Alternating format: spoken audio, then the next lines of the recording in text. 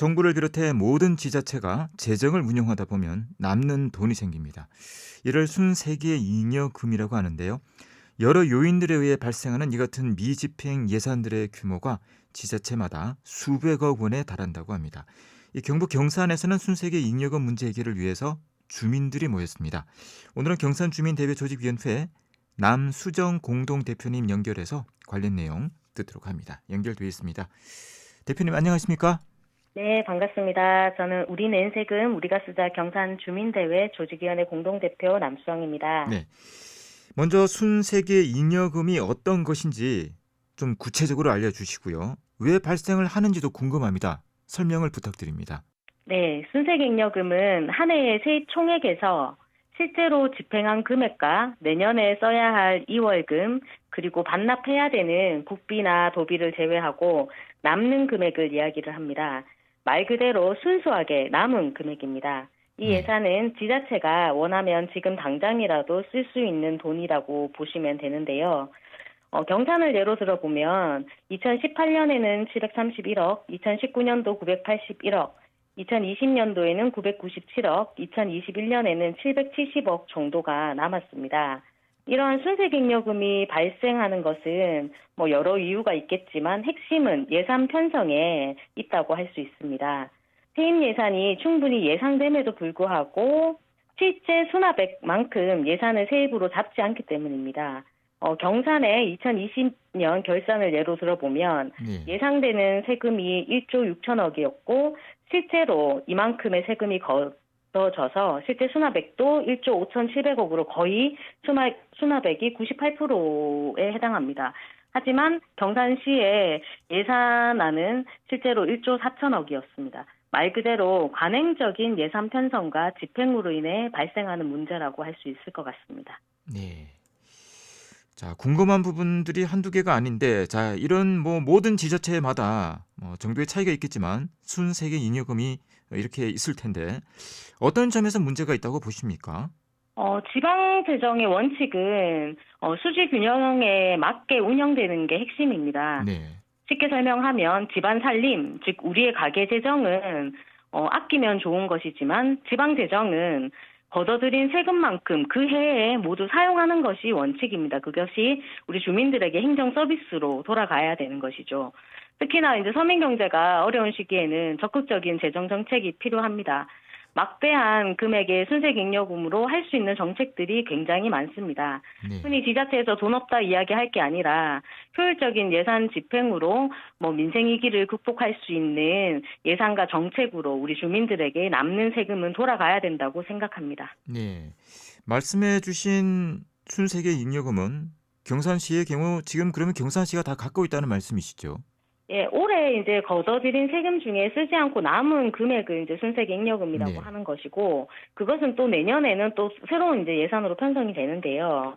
이게 이제 경산만의 문제는 아니고, 경북도 내에 보면 전체 시군의 순세객여금을 합하면 매년 2조 가까이 이제 발생하는 것이 현실입니다. 이게 예산 대비 이제 순세객여금 비율로 보면 낮은 곳은 4%, 높은 곳은 19%까지 다양한데, 예를 들면 21년도 기준으로 보면 안동 같은 경우엔 1,900억 정도로 금액으로 보면 굉장히 좀 높았고 비율로 보면 청도가 한 약 19.5%로 굉장히 높았습니다.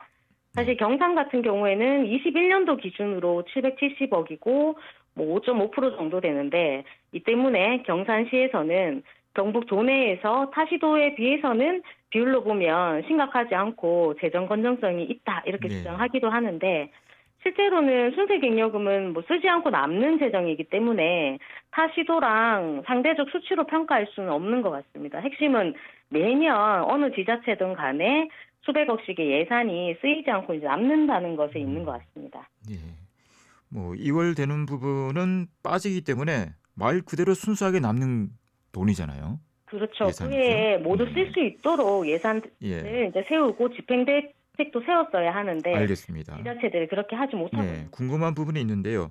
네네. 자, 모든 지자체가 사정이 비슷하다면 순세계 잉여금이 이렇게 남는 게 문제 아닙니까? 어떻게 사용돼야 하는지 지침이나 이런 것이 있을 것 같은데 어떻습니까? 국회 국정감사에서도 순세객여금과 관련된 문제 제기가 된 바가 있고 행안부 장관도 지자체 예산 편성을 효율적으로 해야 된다 밝힌 바 있습니다. 네. 보통 지자체들은 법적으로 문제될 것이 없다 이렇게 이야기를 하거든요. 실제로는 뭐 예산을 이렇게 적게 편성하더라도 법적인 문제가 발생하지는 않습니다. 경산도 이제 다만 결산감사 보고서 지적사항에 보면 예상되는 세입만큼 합리적으로 예산 편성을 하라고 공고하고 있습니다. 몰라서 안 하는 게 아니라 관행적으로 편의적으로 사업을 하고 있는 게 문제이기 때문에, 그리고 이것을 감시 감독해야 할 지방의회 역시 제 역할을 하지 못하고 있다 생각이 듭니다. 예. 한 가지만 더 이야기 네네네. 드리면, 네, 이게 순세경력금 문제가 수년째 이제 이슈가 되니까 정부 차원에서는 비율을 낮출 것을 공고하고 있고, 그렇지 않을 경우에는 지자체마다 페널티를 주겠다라고 이야기를 하고 있습니다. 이제 그러니까 지자체들은 남는 예산을 어찌됐건 줄이기 위해서 통합재정 안정화 기금과 같은 기금으로 묶어두는 꼼수들도 많이 발생하고 네. 있습니다. 그래서 경상 같은 경우에도 매년 증가하던 잉여금이 21년에는 다소 감소된 것처럼 보이거든요.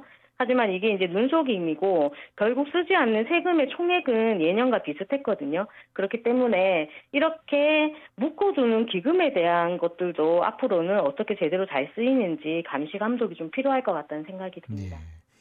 자, 내용을 잘 모르는 분들이 방송을 들으시면 예산이 부족한 곳들이 한두 군데가 아닐 텐데, 자, 이렇게 돈이 남으면 예산을 적절하게 사용을 하면 좋을 것 같은데 왜 안 되고 있는 겁니까?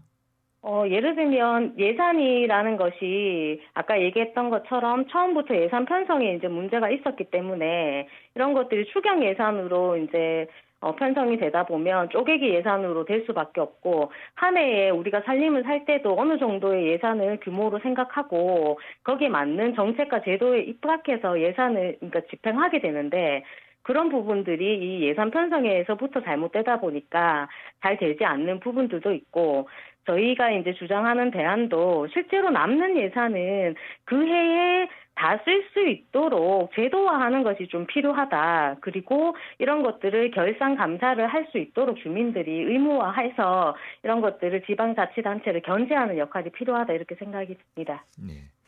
자, 순세계 잉여금 문제와 관련해서 이번에 주민대회 조직위원회를 출범을 했습니다. 자, 출범 배경 또 구성은 어떻게 이루어져 있는지 전해주시죠. 네, 경산에서는 2020년부터 순세경력금 문제를 제기하는 주민운동이 시작되었습니다. 많은 시민분들이 응원도 해주셨고 지지도 해주셨습니다. 또한 경산시도 이러한 이제 주민운동에 촉각을 세우고 긴장을 할 수밖에 없었는데요. 이제는 이러한 문제 제기를 넘어서 우리가 한번 직접 바꿔보자. 그래서 경산시가 하지 않는다면 주민들이 나서서 움직여보자 마음을 모았습니다. 주민 참여 제도가 시행되고 있지만 유명무실한 경우가 많습니다. 기존 제도의 한계를 넘어서 새롭게 시도하는 주민 직접 운동이라고 보시면 될 것 같습니다.